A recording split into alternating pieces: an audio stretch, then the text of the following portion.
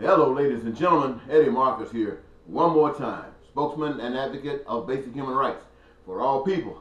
That means you experiencing your dreams in these bodies on this earth during these times. I was just outside mowing my lawn, and there was something that stayed on my mind. And I got to share that with you. Ladies and gentlemen, I don't believe you can see, and this is not to be negative and to say something that maybe piss you off. But I say that because you don't apparently observe in truth what's happening to this country right now. Right now, in this country, you have a dictator sitting in the Oval Office. A dictator. A man who breaks all the rules, lies, cheats, do anything else, threatens to go out in the street and kill somebody, and his constituents say, well, the man deserved it, or he didn't mean it. Or you said him go in against the traditions. He go into meetings with individuals, heads of state, takes nobody in there with him. You know he lies. You know all of this about him, and you would allow him to go in there and make these statements about himself, about you, and your protection, and your future. You allow that to happen. And you don't trust him. You say you wonder what he's going to do. Barack Obama couldn't have done it. No other president, as far as I know, has ever tried it. And he's doing it. And he goes in and you come back out and you're waiting for something negative to happen because of what he's done. That's what you call a dictator. No one goes in there with him. I make the decisions. I'll go in and I'll state what I want to state, and it won't leak out unless I give it out. And he goes in and make deals that benefits him and his property, and you complain. You got people on social media identifying every jive decision, every jive action that this guy makes. And yet, they themselves are waiting for someone to be bold enough to stand up and deliver them from this monster. No one that's making these jokes about him are giving any addition to any movement out here that's trying to curtail this approach. No one. Channel 4 at night, Corbell. Channel 5, Tapper. All of these people. Everybody. The Young Turks. Everybody. Democracy Now! Everybody. But who is standing out there saying we got a program to deal with this guy? It's not the Congress. It's not definitely the Republicans. They are supporting everything he does. And if they say they don't like it, they are still signing on the dotted line. That's a dictator. And he didn't just happen to be there. It was planned for this dictator to be there, to show the world that you, the American people, are just as vulnerable as the Filipino people. You're just as vulnerable as the people in Vietnam. You're just as vulnerable as the people were in Nazi Germany back in the day. You're just as vulnerable as any people on the face of the earth. All they needed was somebody to stand up and prove it. They proved it when they put these two candidates before you, each representing evil. And you said, well, I'll go for the lesser of two evils. As if you could accept this without even standing up and demanding that you get somebody legitimate, somebody that you can have faith and trust in as representing you and who was not representing evil. You didn't stand up for what the basic general principles of decency.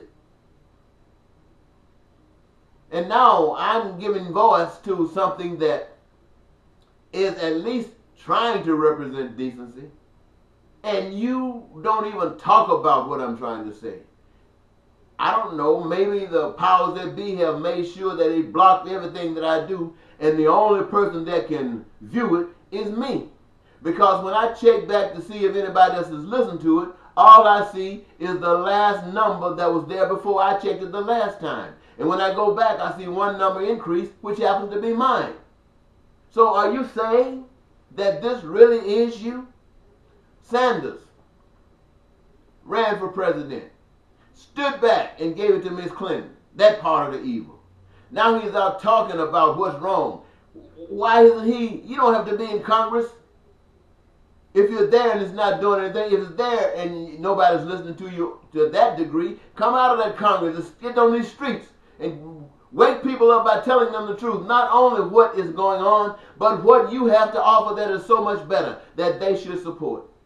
That's what I'm doing. But I'm not doing my own thing, ladies and gentlemen. I'm not doing my thing. I'm doing what the power that made you says that would create the peace and prosperity that you be praying for at night. I'm giving you a direction. I'm opening up the door. James Brown said, I don't want nobody to give me nothing. Open up the door and I'll get it myself. Now God is telling you today the door is open. All you got to do is come in and get it yourself. And what does that mean? See, God's plan is different from the plan you've been trained on. You've been trained on capitalism. You think nothing can be done without capitalism. Well, capitalism has never produced peace. Look at it. What it's doing right now. The nation is as bad as it has ever been. Don't you know that the founding fathers came from the mother country to this country to get away from the same things that are happening here today? To get away from the banks, to get away from the central banks, to get away from monopolies, to get away from people who didn't respect one another, to come here and create a different kind of nation. A nation where people of all walks of life who are running from oppression such as that they ran from can come in and find a resting place. Come in and find a place where they can show their love, their compassion that allowed them to recognize what was happening where they come from and bring it here and all together, put it together and make one beautiful piece of soup, one beautiful pie, because they all know what they run from and they all know what they were running to get. And it's going to take every last one of us. That is the power of God. That is the power of truth. God says, He don't want you as an individual building your own house, furnishing your own house. He don't want you out there being a farmer, creating and growing your own food. Don't want you out there being an educator, teaching yourself and all your children about that you learn only.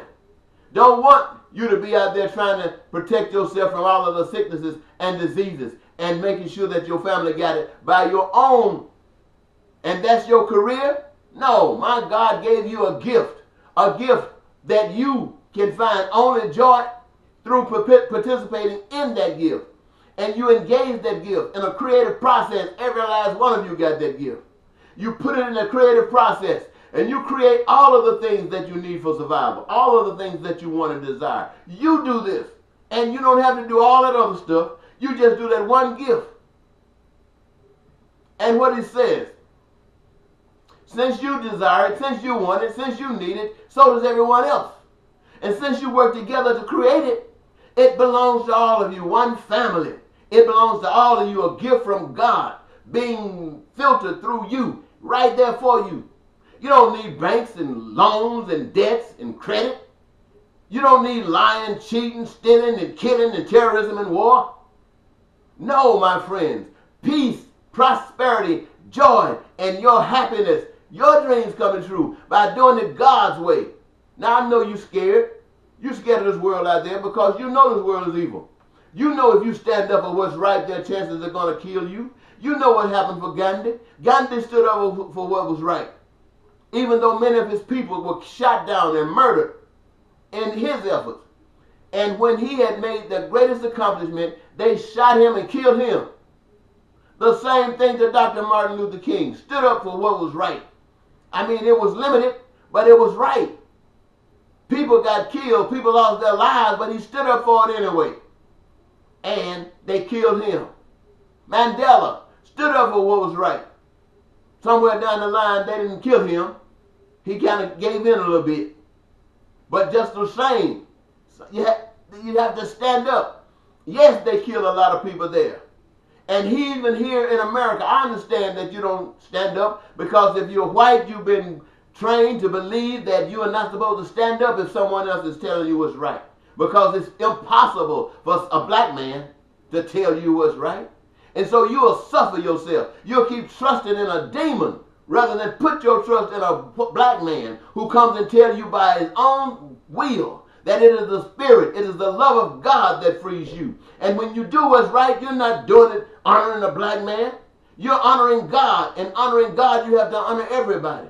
Many of you, 83% of you go to church all the time. And I'm sure if you ask your testimony, you'll get up and say you thank God so very much for opening your eyes this morning. You thank God so very much for enabling you to get up out of the bed, to go in the kitchen and get you some food to eat. You will say that you thank God for giving you the strength to come to church, and this is your honoring of God. That's a curse to God. That is a curse to God. You should be saying, thank God I have a day to stand up and make the principles of love, the love that God has shown me, be experienced throughout this land. That's the testimony that God says, thank you, my good and faithful children. That's the testimony that God is proud of. Now look at me, sitting there fussing at you like you're a child.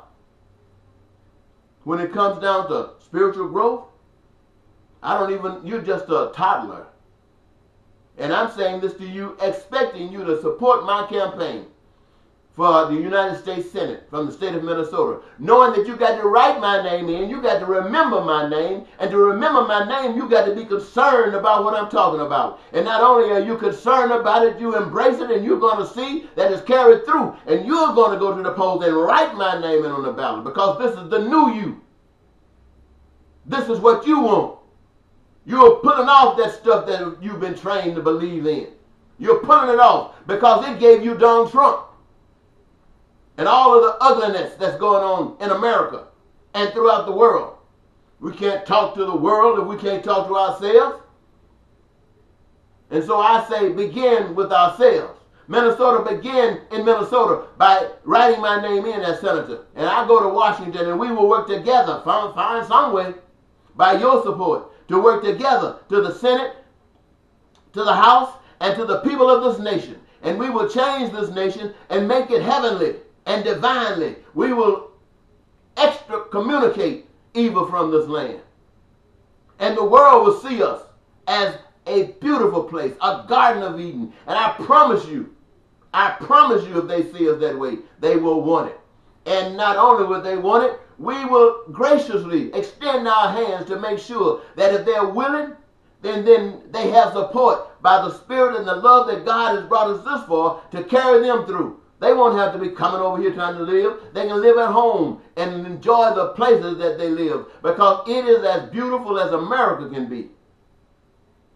Now, I'm telling you some stuff that works. And why am I telling you this? Because I know just being in Minnesota as a state representative in Congress is only the first step. The next step, 2 years from then, or a year from then, I will be asking you to make me the president of the United States. Look at Donald Trump. Everything you hate about him, they are planning on setting him up for the 2020 run. You can't stand him, you say. But they're setting him up because he knows that he can win. Because he thinks that you are just that weak, and that you're just that stupid, and that you're just that ignorant. But God says he made you, and you are nobody's fool. Now let's prove God right instead of Trump. Thank you.